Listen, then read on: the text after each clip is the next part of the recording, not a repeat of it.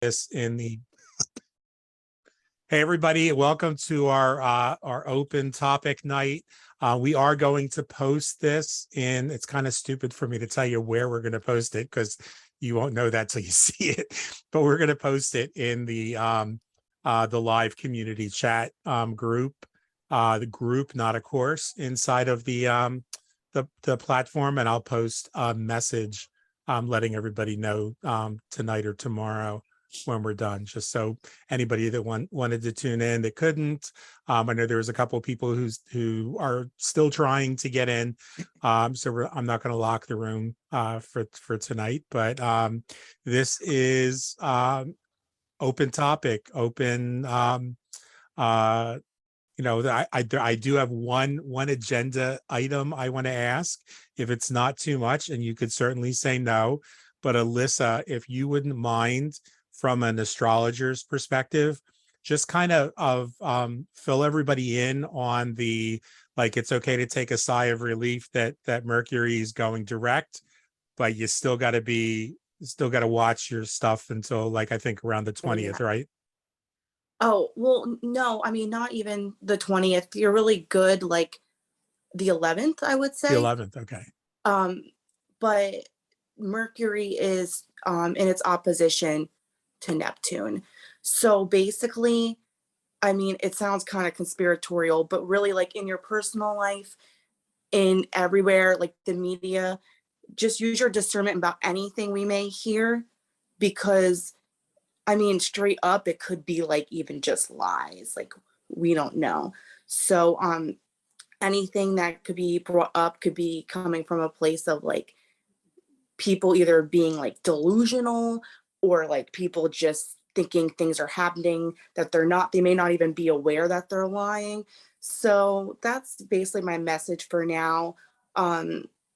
Mars hasn't gone retrograde yet, and people are so worried about Mercury retrograde. Like, Mars is about to go retrograde, and we're gonna have to deal with that for so long until next year. Like, that's really what people should be worried about, especially if you're ruled by Mars, because you're gonna have like fatigue, and you're gonna feel like you don't have motivation, and you might just be tired all the time.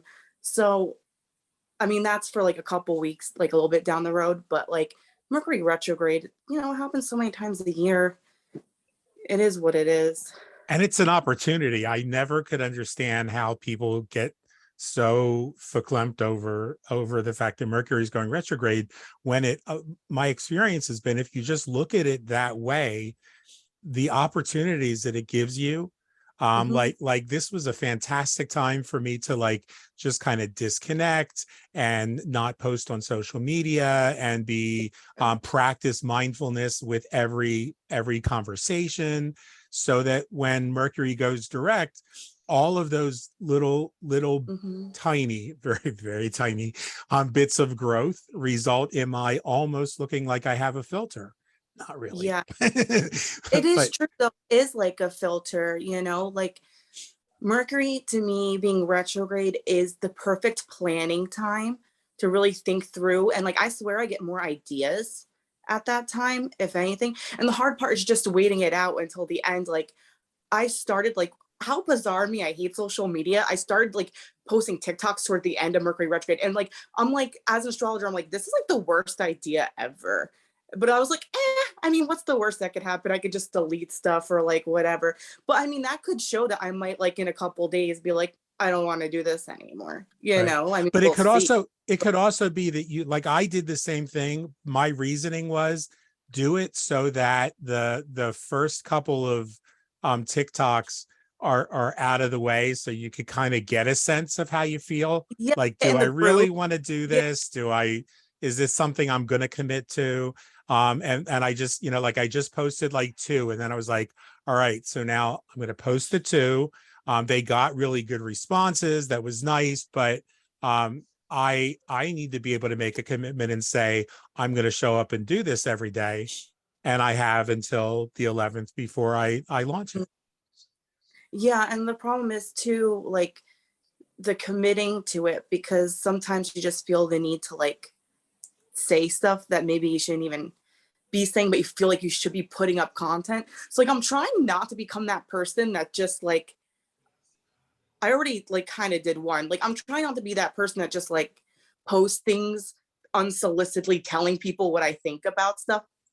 But I mean, in the end, I'm also thinking like, well, if people like it and they like it, then that's their prerogative too. Like you don't have to watch me. And So can I give you a tip that I got from one of the social media marketing classes I recently took? I'm Since you're sure. teaching a class, since you're teaching a class, and this would apply to people who offer other services as well, in the beginning of every one of your class videos, think about putting in a 30-second clip, a 30-second little sound bite that will tease the hell out of people, but still give them some value.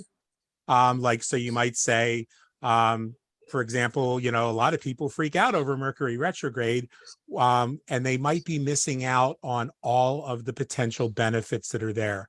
We're going to talk about that in my class at the Inner Alchemy Mystery School. And then the next day, you might talk about another little piece of Mercury retrograde or another. But like, if you do that, where you're just going to lift a little segment out of your video, you could post it on TikTok, on YouTube Shorts, and on Instagram Stories, and on Yeah, Facebook, whatever's Facebook calls their stream or whatever. that's kind of like two birds with one stone too, because it's like if you can't think of anything to post, you could just take like 30 seconds from the clip from the class and Yeah, like promote the class, but also have like a post go up. right. Yeah, so that's smart. So that's what I'm working on doing. I just have to like get that right in my head, and then start planning that as I do classes, the first 30 seconds of the class has to, or within that first couple minutes, there has to be a 30-second segment. But I mean, watch Dominic, because really and truly, he friggin' blows my mind with the amount of value that he constantly delivers. Like, Oh yeah. I don't see I keep thinking when he first started, like, okay, eventually he's going to run out of good ideas and he's going to be like the rest of us and have like shit for ideas. And I'm still waiting. It's over a Yeah, but you year. know what? He's so good at like he could pick one sentence out of a book that spikes an idea, and he could talk for 2.5 minutes off that one sentence that he read. And I'm like, how does he do this? And that whole 2.5 minutes is like good insight and Yeah. like valuable. I'm like, how does he do that? Like, oh my God. My nieces are watching my Pentecostal nieces are watching my So TikTok fun. and liking the videos. Like, and then I called my mom and I heard my niece Madison in the background. She's like, Uncle Dom, I'm watching your TikTok. I'm following you. I'm like, I cannot be blamed for whatever happens next. It's out of my hands. One of my ancestors already spoke on it. So it's like, Oh my gosh. it's done. But I just try to have fun with them, with the videos, or try to like start conversations with people, and then other people pick them up and do things with them. And I see your entire videos and John Michael's, and I'll like recommend them. Other people will pick them up, and then it just goes from there. Like we could all benefit from it. Yeah. Yeah, and I have to learn how to do the little thing where you respond to people's videos, because that's another way to do good content. There's like, when you have great people like Tara's readings, if you start doing astrology, Dominic's posts on everything, like, and you just comment on that. Like, I was going to ask Gwen, because I mean, I figure her social media skills are even more beginner than mine, so she'll be able to like walk me through it and say, because I just have never played with TikTok. I mean, I'm sure I could screw up a little bit and learn, but I would rather just have somebody say, it must not be hard, because you see like kids doing it. And that's another good way. A couple of days, like a couple of days ago, I watched this one girl's TikTok, and I'm like, I could just respond to this right now, and I just figured it out, and it was like an embarrassing story, but like I saw that. Yeah, that's right. Yeah. I did. I was saw. like, this is a good opportunity to just say something I have That on my was mind. funny as hell. Yeah. That was funny as hell. That was awesome. That Like, was if terrible. I can never go back to that bagel place ever again. No. I threw those pants out like the moment I got home, by the way. So That I was did too see funny. that video. Yeah. Thank goodness you had on a sweater or so funny. something in the I back didn't shot. at the time though. Oh, you didn't? Oh, no. No, it was on me. Like I was wearing my jacket. It wasn't wrapped around me until I reached behind and I could feel my ass. Then my jacket got wrapped around me for the rest of the day. It wasn't wrapped. No, I walked in there like that. I didn't know. I didn't even feel the air or anything. Like, I don't know how that happened. And normally, like, if you're a legging wearing person, like, if holes happen, they'll happen like in the crotch.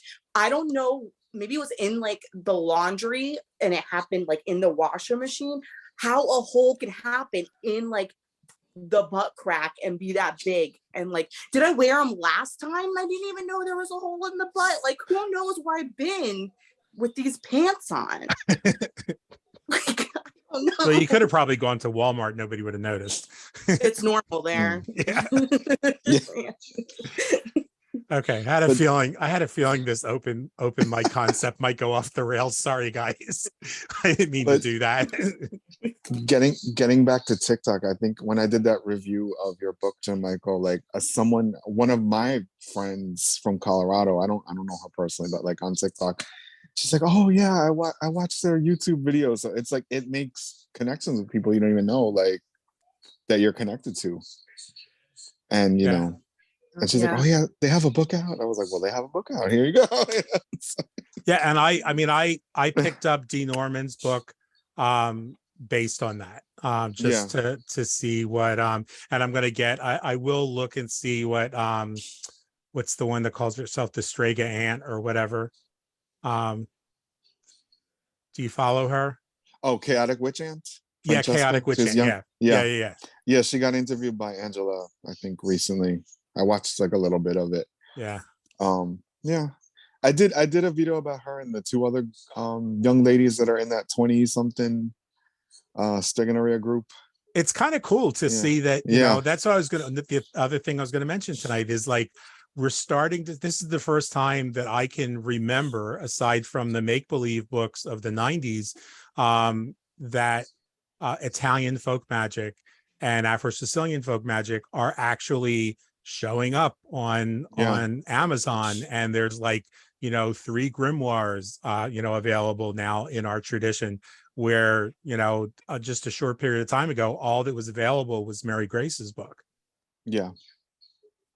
I think it's set off the chain, and then you know but like I watched Frankie was like totally like trashing Grimassi in that video with Angela.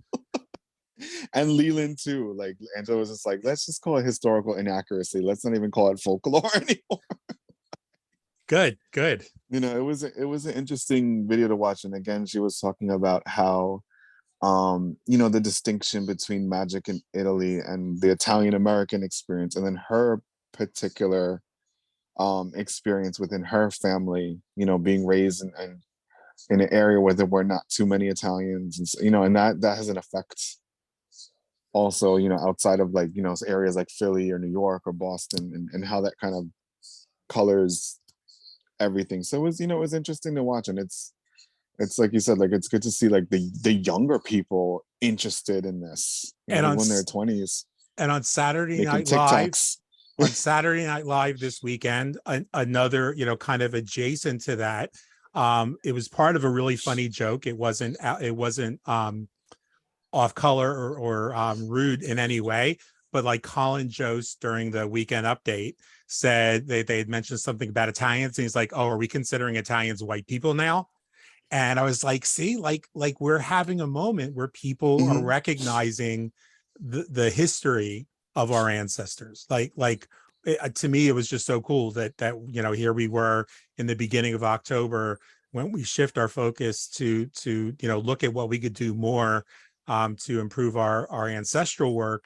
And like my little nudge or nod from the universe was that they made a joke about something that people in the past never talked about. And Italians, like the, I can't, what is the word you use for them? The gravy seals. the gravy The seals. gravy seals. I so love that.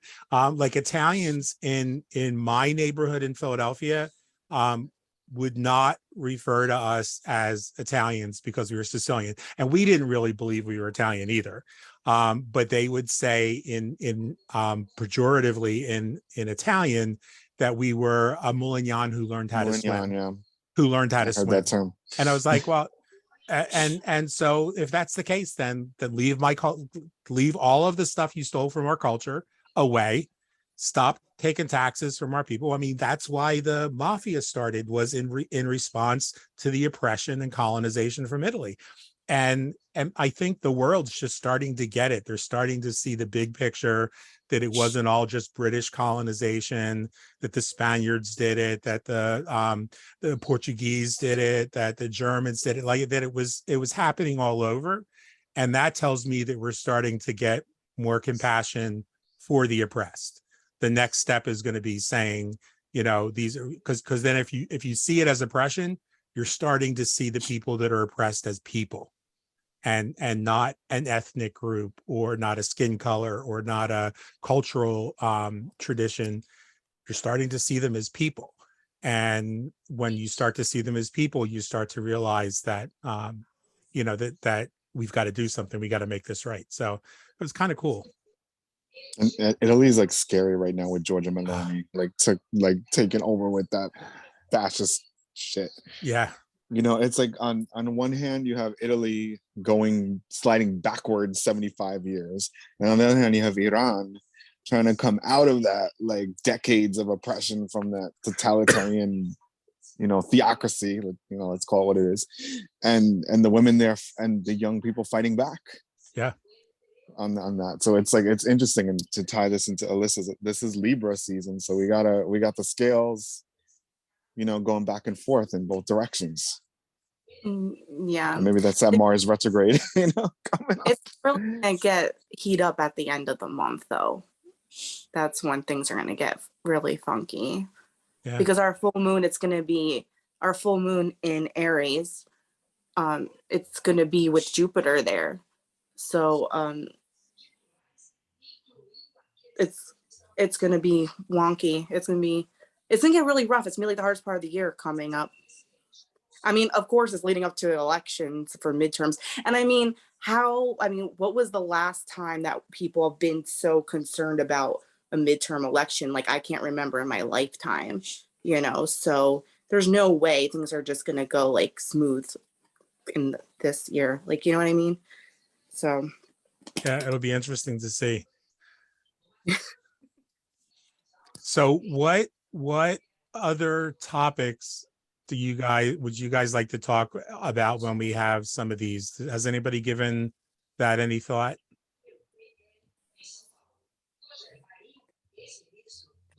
I have Yeah. thought of one of the things is connecting with spirits, and just you know, different ways of connection, you know, different practices, exercises, hearing maybe what different people do or how anything was done, you know, if there was anything specific, you know, through the Italian tradition.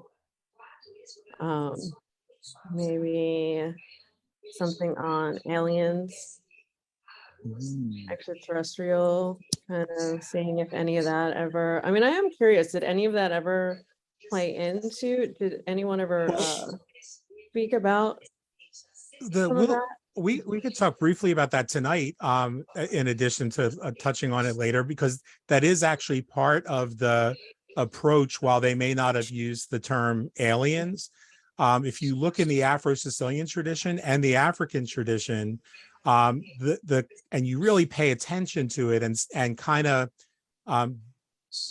distance yourself, or tease out the words, and realize that we develop vocabulary as time goes on.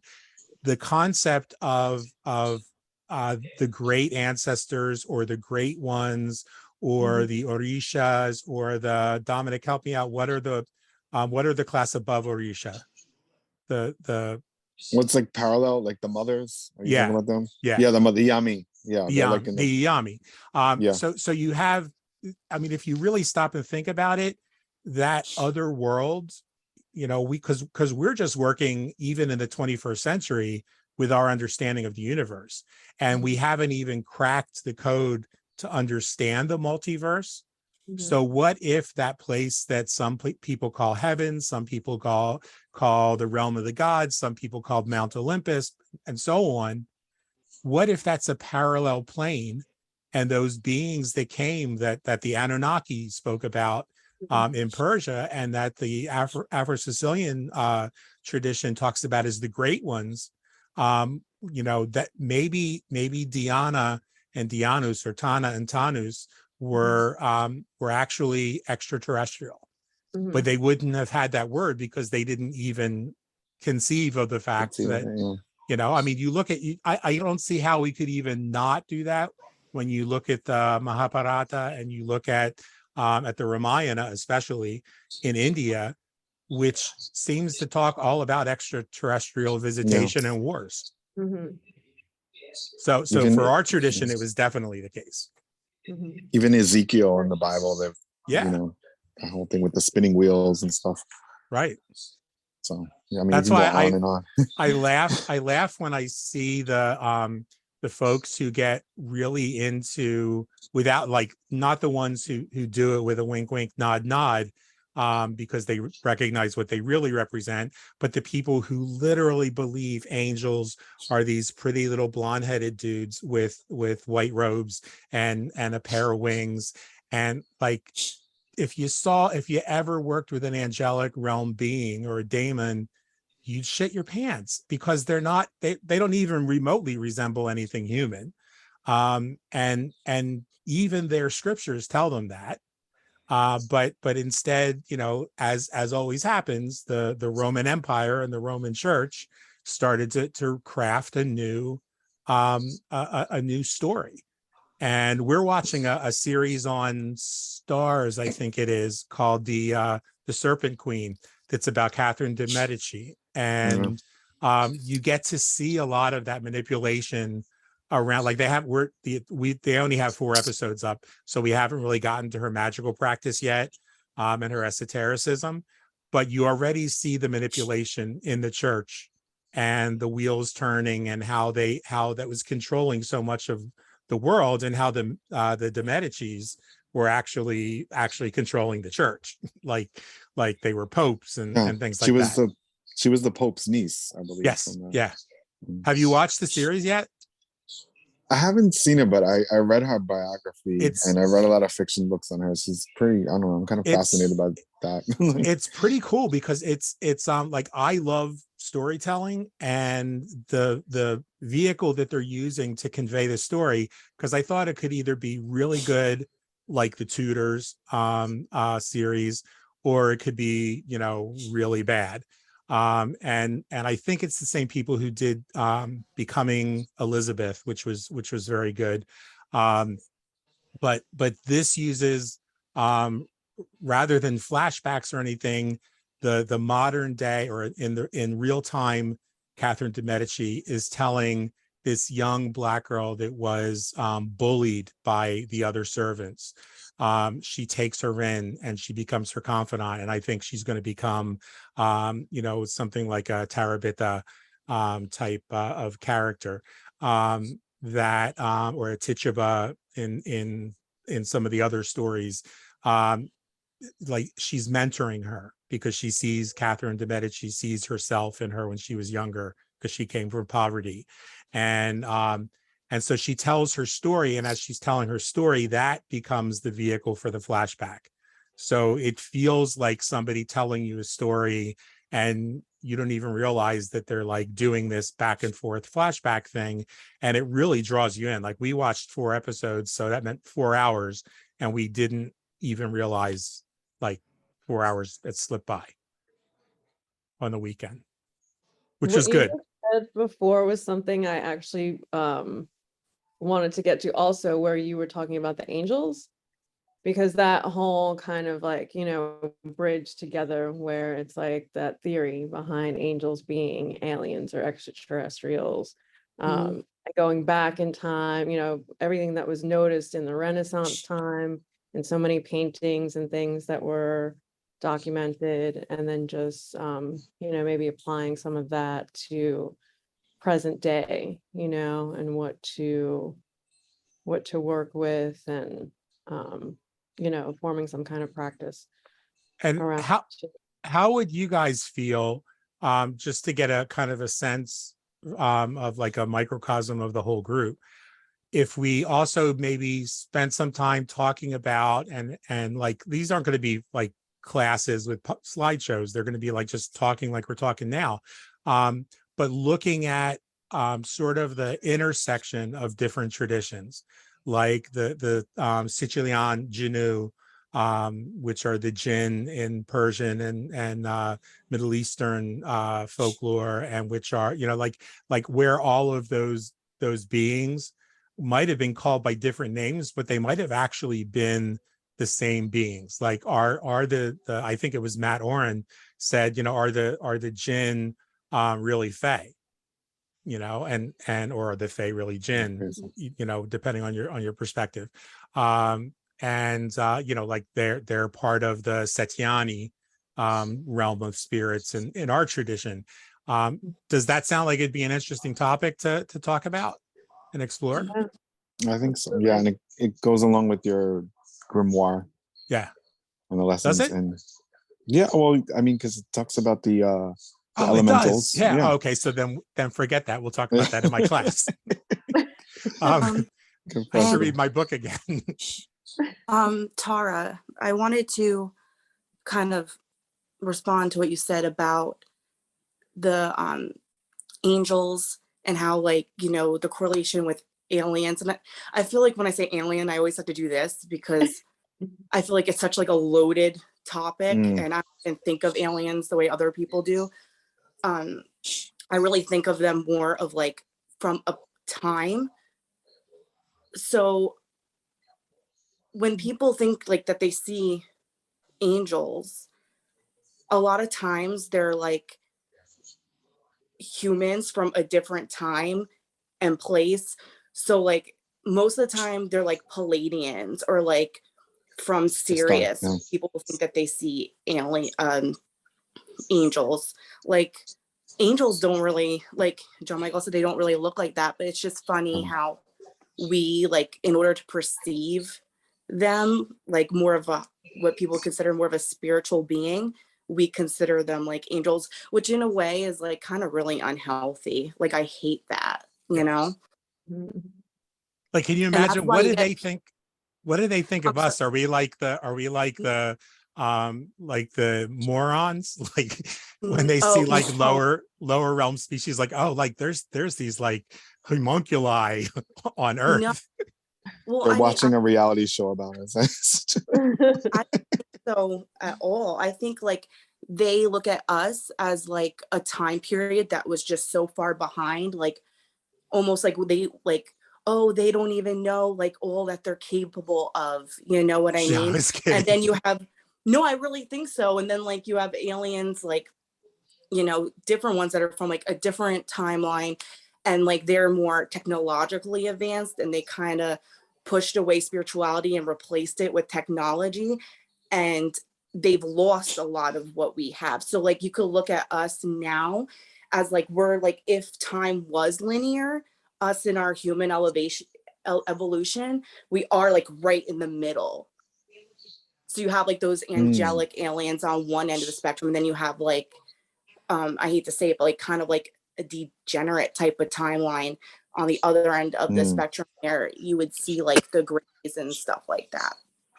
So I mean, it's a loaded topic, but yeah. I always thought that if you watch Star Trek, like the original series, and instead of imagining that they're going somewhere out in space because they're moving faster than the speed of light, they could conceivably be time jumping. And so they're just going to different timelines. They're going to different parts of the multiverse. And so every one of those beings could really and truly be us in a different timeline. I think there was Battlestar Galactica that kind of had that. It's like we became this advanced, and then we went back to ourselves, and it just started the process Yep. over again. So they could be us, like just more advanced. Yep. Yeah. And that's unified. I feel that so much. That's the whole concept of essential unity, you know, that and in Battlestar Galactica, Delenn says we're stardust. And so if we're all stardust and then all beings on all planes are just stardust, then we really are all those people. Exactly. And that like really hit home for me with during Mercury retrograde too, was because we had to go through the most insidious behavior from our friend Ryan's family and his ex-lover, who, you know, who abandoned him, cheated on him, or cheated on him, then abandoned him and moved to Alaska. Excuse me. Didn't help him when he was in trouble, when he was homeless, when he was struggling with addiction. But then suddenly swooped in because Ryan died so that he could play the role of the Great Widow. When the real widow was Craig, was Mike Craig. They were just platonic spouses. But that doesn't make that any less valid or any less difficult for him to go through. And so the behaviors were insane. They were like, if somebody would have told me the stuff I experienced in the last 2 weeks was going to happen, I wrote it down and said, this is going to be a TV show, I'd say that's really stupid and bad writing, because people do not, that's over the top. You got to dial it back and make it realistic, but it was happening in real life. And then on both ends, like the really horrible behavior. And then the night of the funeral, you know, we had a memorial service the week before and it was beautiful. It was like a picnic and celebration of his life and a bonfire and all the things, that the magical stuff. And then the following week was the funeral that we had no part in planning or doing, but Craig got up and spoke beautifully, shredded everybody emotionally. And then three of his cousins, his first cousin and her two sons, went out with us afterwards. And we went to Ryan's favorite bar to toast him. And we spent a night that, like, we bonded in such an amazing way. They're like family to me now. They're, you know, we speak every day. They'll permanently be a part of my life. It was just a really incredible experience, but it just taught me that, that if you just pull back when energies are a little frenetic and say, like, there really aren't toxic people, there's toxic behavior. The people are just people. They're not toxic or non-toxic. They're just people.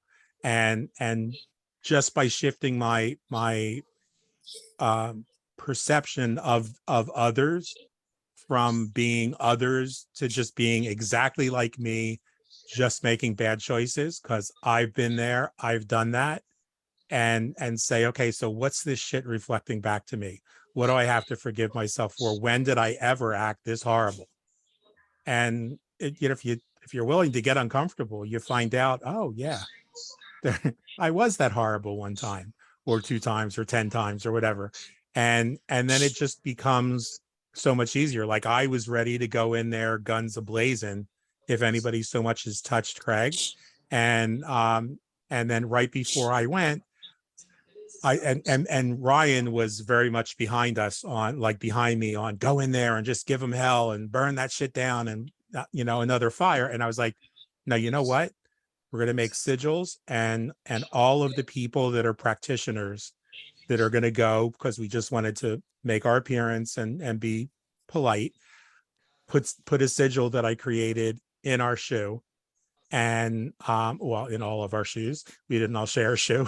and we went and we kept every single one of them underfoot, and it was amazing to see them squirm. And I said right before we went in, you know, so and so, this one person, it reminds me of my friend Kenny Aquin. And in the when I posted that on Facebook, Matt Oren responded with, which I didn't even know that everybody knew this story, that that Tori Amos wrote a song called Taxi Ride about people just like that, because that's what what his family was like, vultures coming in, picking through the remains of his stuff and taking the good stuff and then leaving the mess for the rest of us to clean up this week. So it was a kind of a cool opportunity to just kind of say, hey, if I can look at extraterrestrial and extra dimensional beings and say they're the same as me, then I have to be able to do that about an asshole in a funeral home. It's the only way we're going to survive this chaos. Because otherwise it just eats you up, and it's been eating me up for the last couple of weeks, and I just couldn't take anymore. I just needed to pull back, and it worked. And you could see them wanting to stir shit up and do something, and they couldn't, and they looked confused because they couldn't do it. And it was because in every corner of that room was one or two or three of us sitting with sigils on our feet on the ground.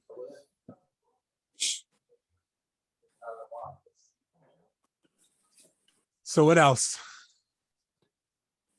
Chanel. Yeah, I did read that post that you wrote, just to say. Yeah, it resonated with me. Even if I might say, like, even if I looked at it and I was like, well, I don't know that I've been that horrible. I definitely know that I have it in me to be that horrible at some point, right? And so I would want compassion, because I'm not a horrible person, but certainly capable of doing horrible things. Right. So I actually had a question. I've been thinking about for a while a post that you made in Inner Alchemy that was about, formulas or recipes. And when people say, I don't have this one, do I need this, or can I replace it with something else? I wish that I was able to look at the post again before tonight to have it more clear. But I do remember that when I read it, I understood it to say, we don't always need every single thing. That is not how magic works. This I understand. However, I'm also aware that if something is mine, or if something is something that I'm very familiar with, I have an understanding of how to substitute what it doesn't, even if there's no substitution necessary, I might know that you can just put that out. I think my question is, like if you're cooking, there are some ingredients that you can leave out of a sauce. Or generally speaking, salt, that's not an option. Or you're going to need a real salt replacement, or it's going to be bland. So sometimes when I'm working with somebody else's tradition, if it's new to me, if I've been there for a while, I'll have a better understanding. When it's new to me, just like if I get somebody's family recipe, I'm going to try to follow it exact, right? To understand it. I'm curious about, when does something become something else? Like, at what point is me changing something changing the whole thing, or me do you understand the question? I And I'm so curious about how everybody feels about that, but I've been thinking about this. Yeah. I get it, and I'm going to answer your question tonight, but I beg you to ask it again during the fall course, because it's part of what I'm going to cover then too. Because I wanted to, I intentionally was not vague, but was very light in my answer on that post, because I want to really dig in, because it's a big topic. So a couple of things. One, the primary thing that I was driving at in that answer was, that's why we cultivate relationships with plant spirits, and we come to understand them, because they'll be there for you no matter what. But in your perfect analogy, if you're making a sauce, then and you don't have a substitution for salt, or salt itself, then you're going to end up with bland results. So that's why in the beginning you follow the recipes, the formulas, the grimoire to the letter. as you get comfortable with it, and the more you incorporate your working, no matter what tradition it comes from, with your own ancestors, then you get clarity. And the clarity you get is what every single person, even the person who decides they're going to follow it to the letter for the rest of their lives, even they are creating something new. So every spell that you do is completely different from mine, even if we use the exact same ingredients, because it's your magic and not mine. So the working, so it ultimately, even if you use all the same ingredients, becomes something different immediately. Because it becomes yours. And it's the minute. So that's like, I'm going to talk in the fall a little more about, like, that's why you have to make it yours, and making it yours could look a lot of different ways. Sometimes making it your, like, like we talked in the sigil class, that there are people who feel that you create a sigil and burn it. There are other people who say you could charge a sigil. I think Michael did an interview where he talked about ejaculating on this sigil. Other women orgasm on this sigil, or put blood on the sigil. Like, each one of those ways is correct. Each one of those ways, but they may not be correct for me. When I put somebody in the freezer, I write their name on the paper with my own urine. Other people, even within my family, would do it with a pen. My grandmother did it with urine and blood, and she'd squeeze blood into the urine that she caught in a cup. And then I have a cousin who, like, saves a bottle of their urine, as if we don't do that every day. Like, again, it's their way. I don't know why you're keeping pee, but okay, just in case you ever have a day that you don't ever pee. But it's their way, and because she has her little bottle of pee, and everybody knows what it is, but she won't tell you. Like, you look, and it's on her shelf, and you're like, the kids would tease about, like, look, I'm not even going to say their name in case they ever come on here, but there's so-and-so's bottle of pee. And we would laugh and say, how long do you think she keeps it? When do you think she did that? Like, how many years old is that? And I don't know. She could have changed it once a month, or once a week, or once a day. But I don't know. I just thought it's really stupid that she has it in a bottle when you can make fresh. And so, plus the fact that, I mean, from a magical perspective, I would never leave a bottle of anything somebody else could use against me around. My fingernails go into fire. When I cut my hair, it goes in fire. When I pee, it gets flushed, and so on. Like, I'm kind of fanatical about that. And they make fun of me because I completely dry off in the tub, because when I get out of the tub, I wash the tub, and like, people are like, you're so neurotic. Like, what do you really think? I was like, you know what? Somebody gets mad at me, they come in. My hairbrush always has no hair, in it, unless it's hair from a wig, Angelina's hair. But there's never my hair in my hairbrush. And I don't leave it in the bathroom. I don't leave it where somebody could pick things like that up. So everyone's spell, though, is going to be the way that works for them. And I think for me, I don't know if this is the way for everybody, but for me, the clarity comes through the connection to my ancestors, because they're really, like, somebody posted, or I think Gina Lattarulo posted about how in what's her name's book, in Dee's book, she says, our relatives never called it witchcraft, because they didn't, because it wasn't, because witchcraft is perceived in the 20th century and the 21st century as a thing we do. Like, that's like, okay, I'm doing a spell, that's witchcraft. I'm having a cup of coffee, no, that's having a cup of coffee. For our people, there wasn't, magic was who we were. It was our connection to the earth. Yeah, it was just everything all around us. So you couldn't not be doing magic. And so witchcraft for us, we called it life. It's that thing that we do. It's and so that's where the connection to the ancestors, I think for us, brings us greater clarity, because they understood how to work with what they had. In Africa and Sicilia and southern Italy, they didn't have access to all of the herbs that are in my grimoire. They had access to whatever grew locally. There wasn't Amazon to go and order agrimony. You worked with what you had, and in some parts, like in some parts of the southern kingdom of Italy, in Napoli and places like that,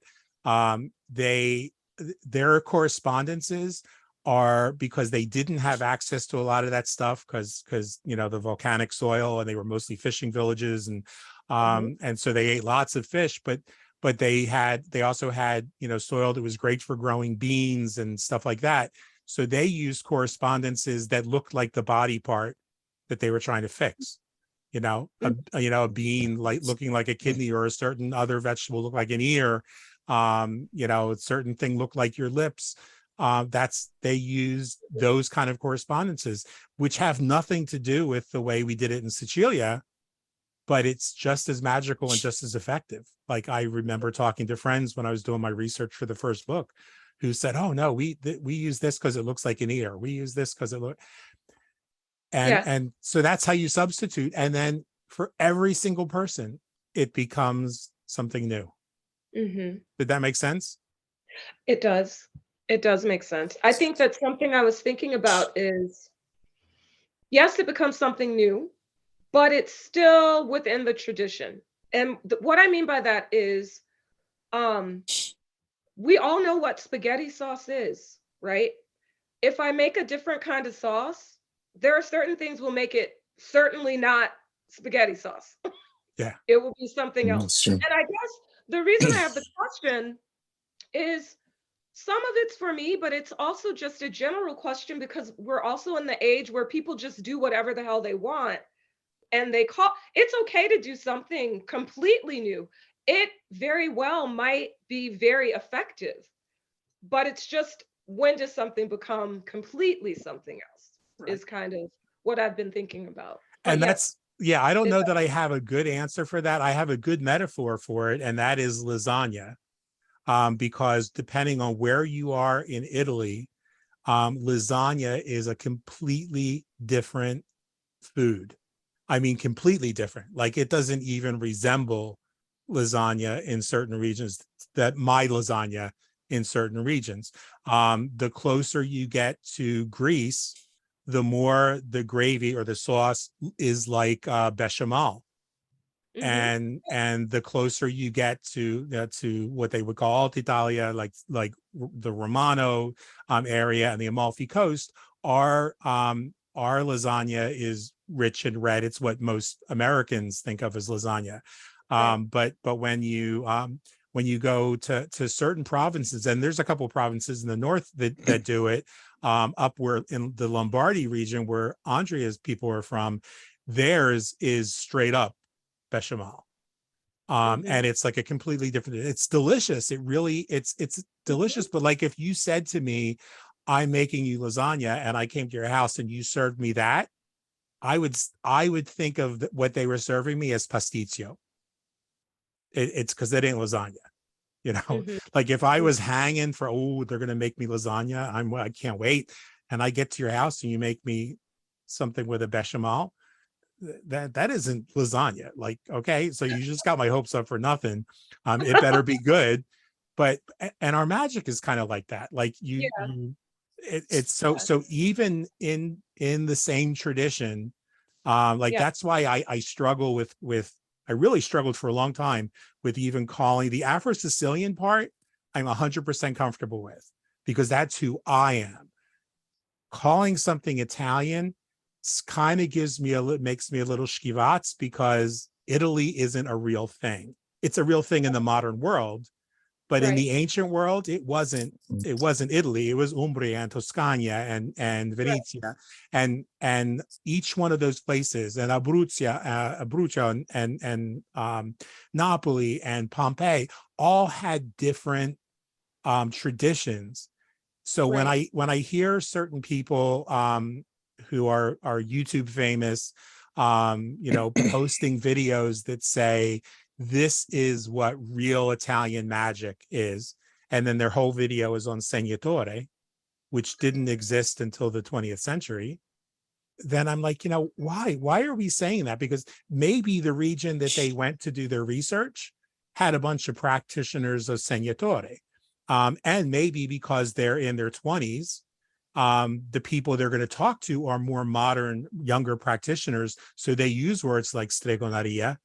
But like if you go to any region in Italy and say, who practices stregoneria here, unless it's a Bible thumper who doesn't like witches, nobody's going to say, oh, go see so-and-so because she's the town strega. They're not going to say that she's a strega unless they don't like her. Right. But if you say Fallo Santuccio, they're going to know, oh, that's the person who does a little holy thing.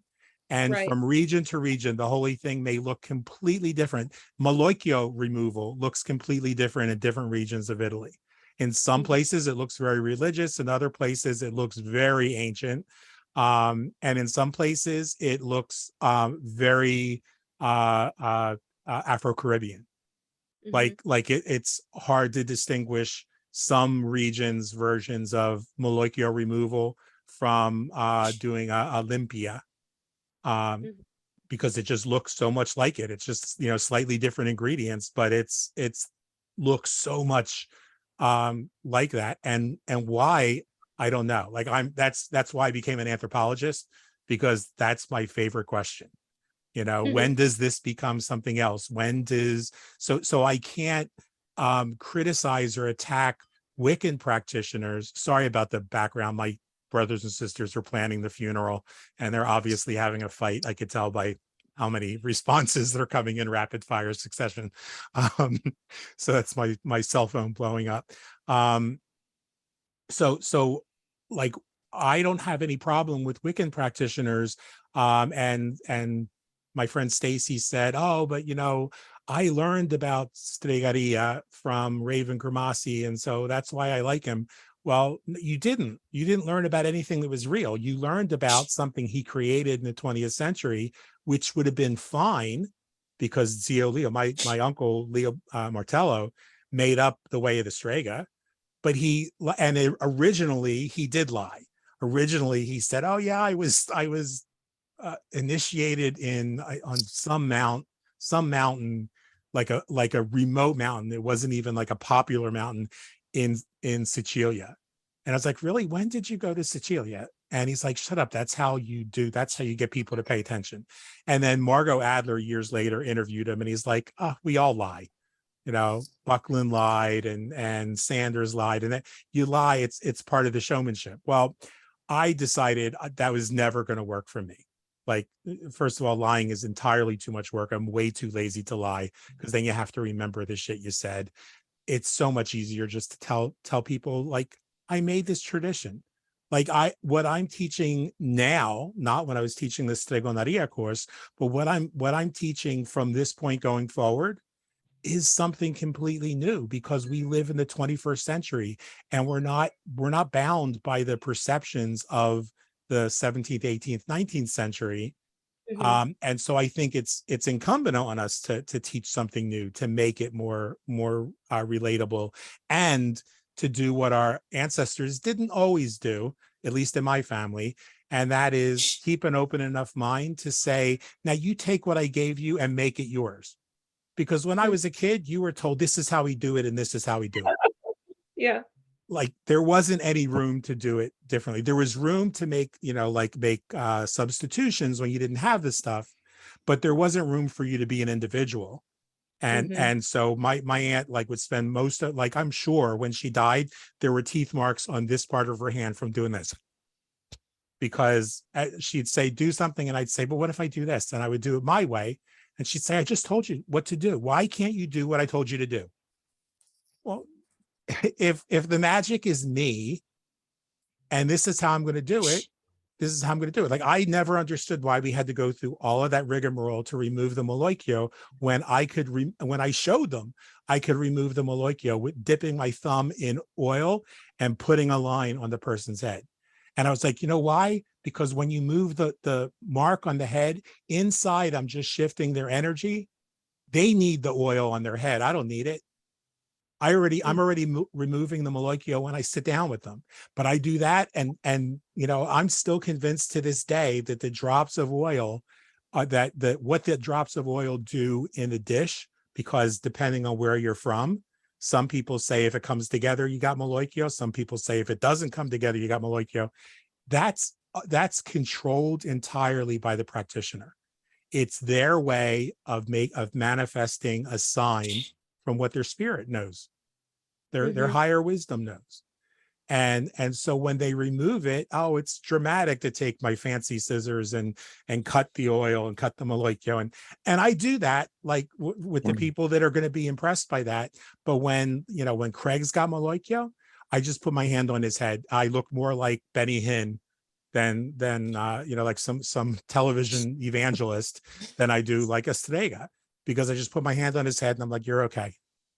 Because that's all you got to do. You just got to take it away and then burn it off. You have to know, like, that's the benefit there, is you also then are taking the debris and flushing it down the toilet or down the drain or out in the garden. If you know that what you're doing then is burning it off, is getting rid of it, or you may not be burning it off, somebody else may be washing it off, somebody else may be blowing it away to the wind, then that's what you do.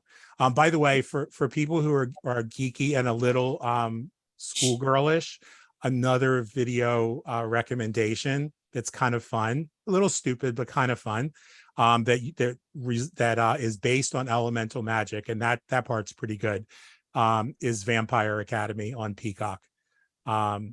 It's about a civilization on Earth of vampires who no longer, with the exception of one clan, they no longer kill people. They don't drain their blood, and they use elemental magic to rule. And it's pretty good. I started watching it the other night, and I thought I was going to hate it. I thought it was going to be like, what was that? Legends, the third sequel to True Blood. It was horrible. But this one actually kind of pulled me in the other night. But we've been at this for an hour. Dominic, what were you gonna say? I just wanted to add to Chanel's question quickly. So speaking of substitutions, so my god sister always bothers me, like, what's your recipe for those love baths you make? Because my husband like can't keep his hands off me, or what's in the oil? And I was like, I don't know. Like, and Chanel can relate to this because she practices a form of espiritismo. It's like sometimes your guides just whisper, like, put this in, put that, and then you forget about it afterwards, right? So when I make the baths, I know like the main ingredients are usually hibiscus, or we call it flor de Jamaica in Spanish, and rose, of course. But then after that, it's just like I don't do it the same way every time, but the results work. It just doesn't work on me for some reason. I don't know why. Like I could like bathe in it, but if someone else makes a bath for me, it works for some reason. Yeah, so it's like, but it's not getting me anything. They're like, oh, but it works for me. What's in it? What's in it? And I'm like, I couldn't tell you, because it's like in that moment I'm throwing this and throwing that and mixing this, mixing that, and then I forget about it. Don't you think too that your guides are guiding you to make what that person needs in that moment? That too, yeah. Because and so it's hard to do that for yourself. It's hard to do that for yourself because your ego's in the way, and the guides can't like tell you what you really need. I'm the same way about I don't make any potions or formulas for me. We may have to do an exchange or something. Yes. I do. I mean, I don't even do workings for me.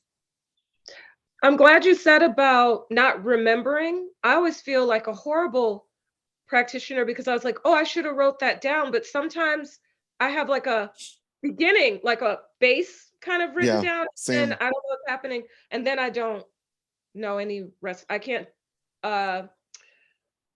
duplicate anything exactly. But that's good, because then nobody can duplicate what you've done either. That's true.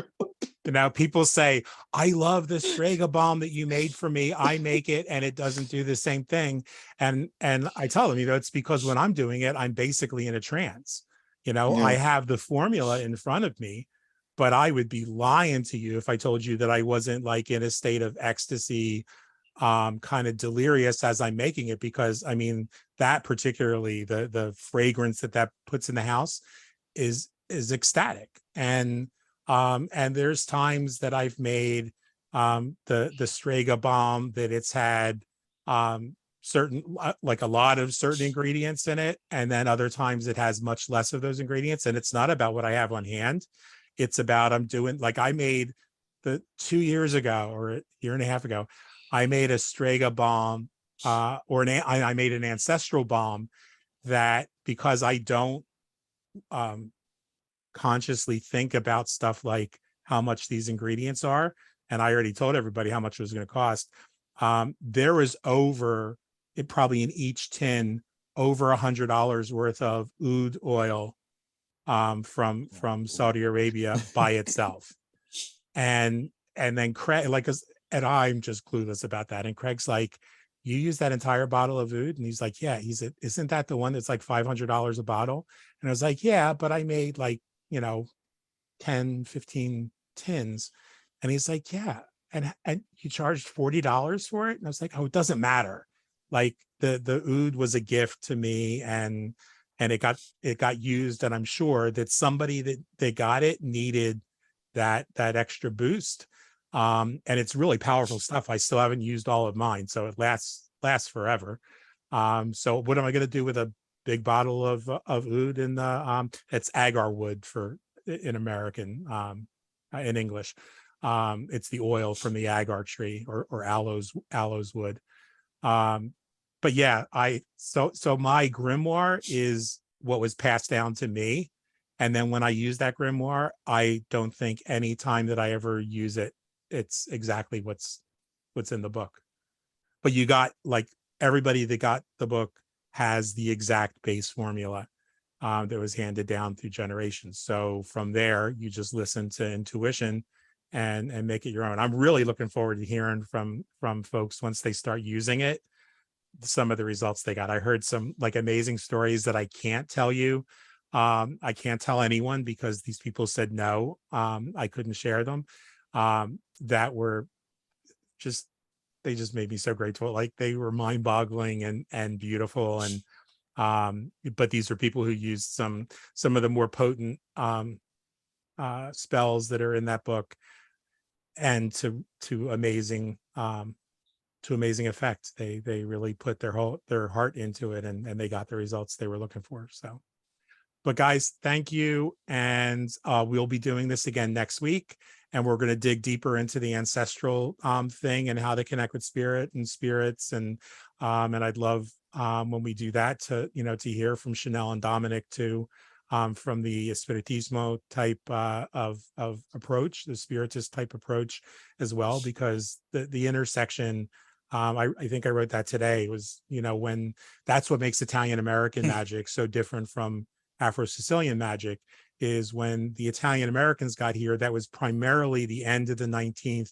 and early 20th century, when we were treated the same way that African Americans had been treated for 400 years, or 300 and some years at that point. And now where it's evolved to today, there's a lot more intersection. Like, I talk to my hoodoo practitioner friends, and like some of their spells are almost word for word what we do in ours. The only difference is theirs might be more scripturally tied, where ours might be more etherically expressed, but they're doing the same thing a lot of times with the same exact ingredients. So we'll dig into that next week. All right. I love and appreciate you guys. I'll have this up in that group, and I'll do a post about it in a little bit. Ci vediamo.